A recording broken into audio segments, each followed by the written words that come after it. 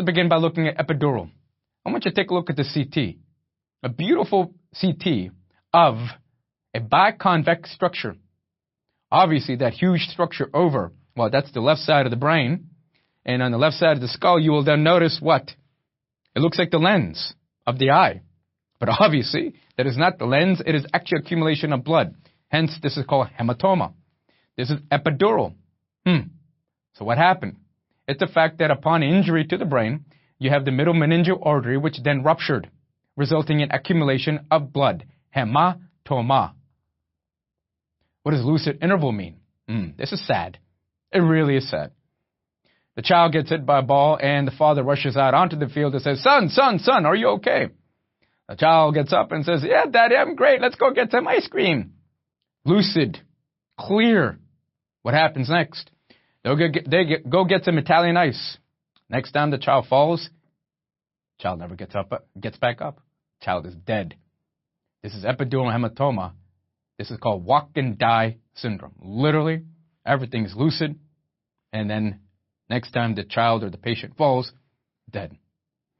Now, you think that you get hit by whatever, trauma, and if there's such trauma that's been sustained resulting in epidural hematoma, do you not think that this hematoma is then compressing upon the brain? Of course it is. So what do you think happens to intracranial pressure? It is going to increase. What else may occur? Well, depending as the site of the hematoma, there's every possibility that you might then be pushing the brain tissue to the wrong spot. Do you remember that description? Quote unquote, wrong spot. Herniation. And depending as to where, what if it was by the temporal lobe, which could occur? And then you have the uncus, which is then pressing upon the brainstem. What's this called? Transtentorial herniation. You see as to how you must be able to put everything together. And it's very possible that all of this is occurring at the same time. Why wouldn't it? Deficit. Where do you find issues? Contralateral hemiparesis. Ipsilateral pupillary dilation. The words.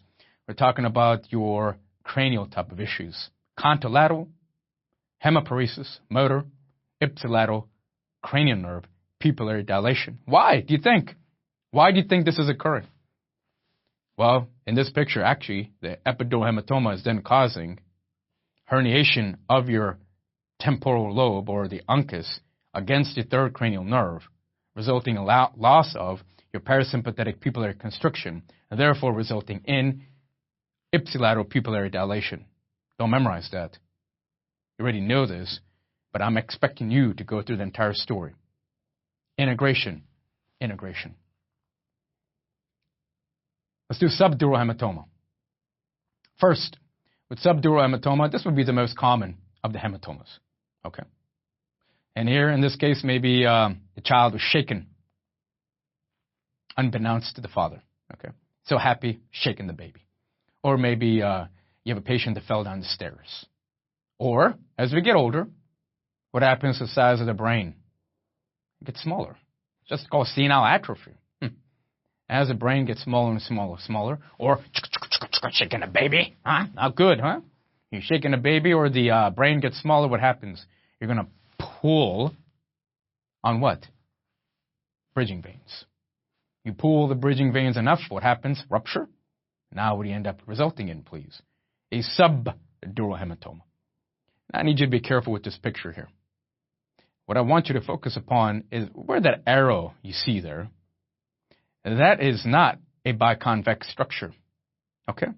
In fact, with the subdural hematoma, what you want to do here, I need you to go back and refer to epidural hematoma, where you find that huge biconvex lens-like accumulation of blood, versus here, it's that entire structure over at the left side of the brain, and it is where you're looking at the entire area, which more or less has a concave type of appearance. Here, brain atrophy as we get older, ripping and tearing of the bridging vein, and coagulopathy. They all may result in what's known as subdural type of hematoma. It's the most common type of traumatic brain injury. Can present subacutely or chronically. And to say that here, you don't have that lucid interval that we talked about quite quite dramatically in that child in epidural hematoma. Fast facts of hematoma or summary: epidural trauma, almost always with focal deficit, contralateral hemiparesis, ipsilateral type of pupillary issues, always requiring drainage.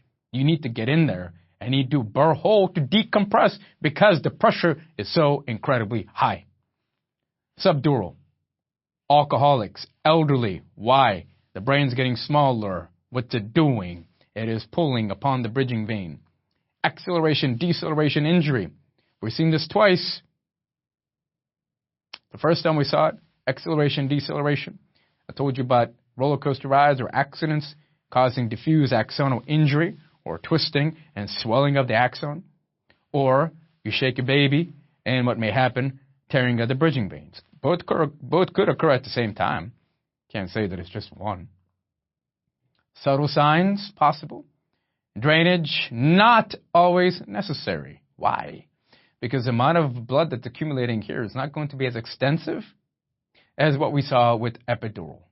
This is a beautiful little concept picture here so that you can quickly compare and contrast epidural, subdural.